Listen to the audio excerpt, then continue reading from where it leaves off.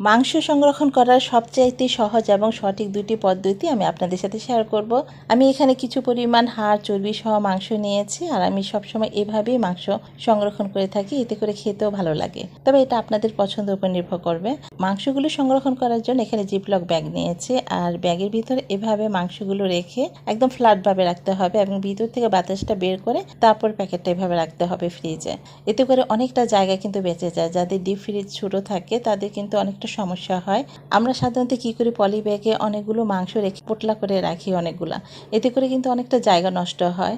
আর এভাবে যদি ফ্ল্যাট করে রাখেন একটার উপর আরেকটা, তাহলে দেখবেন অনেকটা জায়গা বেঁচে যায়। এবং এভাবে যদি রাখেন মাংসগুলো তাড়াতাড়ি ফ্রিজিং হয়ে যাবে। আর অনেকগুলো মাংস যদি পলি ব্যাগে করে পুটলি বানিয়ে রাখেন, এতে করে কিন্তু তাড়াতাড়ি ফ্রিজও হতে পারে না। এর ফলে কি হয়, মাংসগুলো গন্ধ হয়ে যায় বা নষ্ট হয়ে যায়। তাই এখন থেকে অল্প করে এভাবে ফ্ল্যাট করে মাংস রাখবেন, এতে করে জায়গাটা অনেকটা বেঁচে যাবে এবং মাংসগুলো একদম ফ্রেশ থাকবে। এখন দেখাবো দ্বিতীয় পদ্ধতি। এই পদ্ধতিতে মাংসগুলোকে প্রথমে ভালোভাবে ধুয়ে নিতে হবে, তারপর পানিটা ঝরিয়ে নিতে হবে। তারপরে মাংসের মধ্যে দিতে হবে সরিষার তেল এবং হলুদের গুঁড়া। সবকিছু এখন ভালোভাবে মাংসের সাথে মাখিয়ে নিয়ে একটা বক্সে রেখে ডিপ ফ্রিজে রেখে দিবেন। এতে করে দেখবেন মাংসটা একদম ফ্রেশ থাকবে, পরবর্তীতে আর ভিজাতেও হবে না, ধুতেও হবে না। আপনি শুধু নামিয়ে কিছুক্ষণ রাখলেই একদম নর্মাল হয়ে যাবে। তারপর আপনার পছন্দ মতো যেভাবে খুশি সেভাবে রান্না করে নিতে পারবেন। খুবই সহজ একটা পদ্ধতি, কোনো ঝামেলা নেই।